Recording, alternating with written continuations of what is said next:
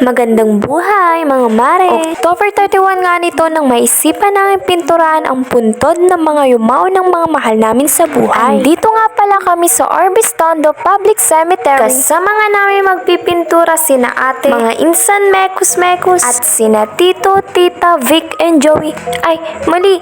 TVJ pala yun, uy!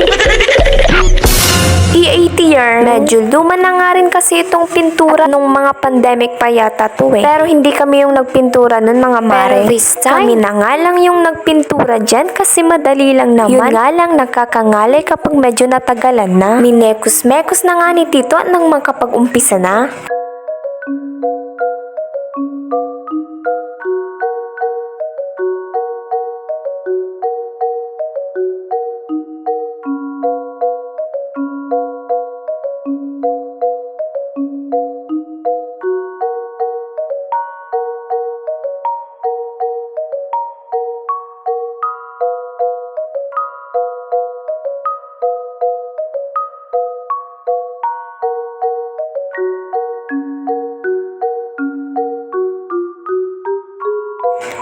Hindi nga namin namalayan at paubos na nga yung tinta ng marker na dala namin. At hindi nga Girl Scout ang mga Mari Cakes natin ngayon. Di bale, bukas na lang kwan. First time nga namin magpintura dito at naglolokohan nga kaming magpipinsa na magsa-sideline na kami dito. At nang may pang extra income nga lang ba ganun? Charis, bawal seryoso sa mundo. Baka lalo kang pumangit man. Siya nga pala mga mare, kinakarir ko na nga itong pagbablog.